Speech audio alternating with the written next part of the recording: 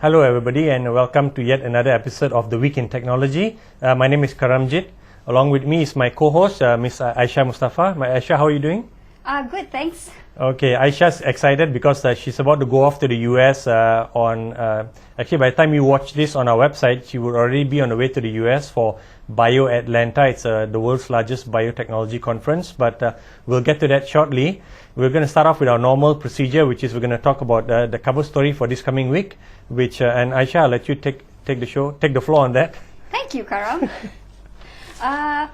This week we have Cradle Funds in Berhad. I think they fund pre-seed and seed grants, and they've signed a partnership with an Indian-based company called Mentor Square. So what they do is that it's actually a mentoring program over the Web 2.0 platform. So any recipients of Cradle grants will be able to have access to this online platform that gives them international mentors from all around the world. So basically they can shoot them any questions they want, even banal and basic questions such as, how do I set up a company? To complex questions such as like, should I change my business model and my products and stuff?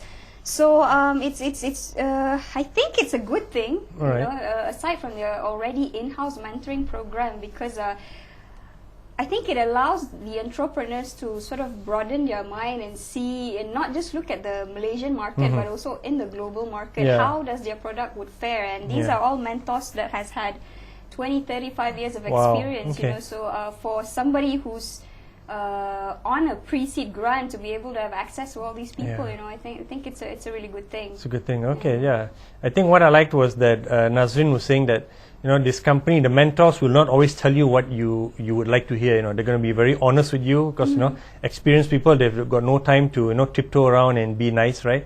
They're going to get straight to the point. So the entrepreneurs are going to get a strong, cold, hard, cold dose of reality, right? Exactly, and it's not a question and answer session where they give you a nice answer to your question. So it's actually a thought process, because the mentoring is a thought process. They don't give you the straight answer, but they sort of try to open up your mind to see things from a different perspective. And I think that's probably something that budding entrepreneurs need. Okay, that looks pretty good. I mean, I think we featured Cradle once or twice, or maybe even 3 times since we started the show, and readers or viewers viewers may be wondering if are we biased towards Cradle and these kind of things, or why is that? I think this is the 3rd time now we featured a Cradle initiative now. Is it just that they're doing good things? I think they are doing good things because they're taking care of the young fledgling entrepreneurs that want to make it, and I think that's good, because I think in this industry and this scene there's not that many of them, and certainly we need young and new ones to come up for it to progress. And some of the old ones that's been there for like 10 years, they're still struggling, and so we need a burst of entrepreneurs on the scene. So also I get a lot of invites to Cradle. There you go. I think you shouldn't have said that. You're going to be swarmed by invites now, but that's okay. All right, we'll move on to the next subject, which the next topic, which is that me and my colleague Doreen went to visit Justin Tan, at his company, software company, which does security, called Xtol Corp. They're listed obviously on Nasdaq. We're going to write the story maybe in about 2 weeks' time or 3 weeks' time. But what was really interesting was that, because the company was started by Justin's father back in 1994, and Justin was saying that back in those days, software came in each a physical copy, right? And it was also interesting that at that time he was saying that the word software piracy was not in existence yet. And interesting that the first virus that seemed to hit Malaysian PCs, and he was saying that almost every PC in Malaysia seemed to be hit, whether in private sector or government, was this virus called the Die Hard 2. I think it was in 94, so that was when the second Die Hard movie came out, so it was coined Die Hard 2. And interestingly enough, the software that Xtol had at the time, called Armor, was the only software that seemed to be able to work to identify and also to get rid of the virus.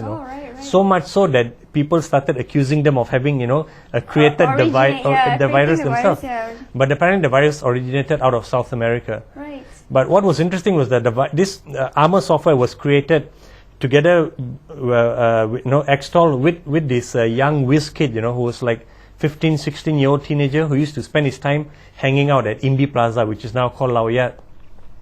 And after some point, I think that the people at Imbi Plaza realized his potential or his skills, and they asked him to crack the codes, in each and every piece of software they were carrying. And this young teenager guy, self-taught, was able to do it, He's able to crack all the software. What's this guy's name? I would rather not mention and keep his name till he agrees to be photographed, in the picture together with Xtol.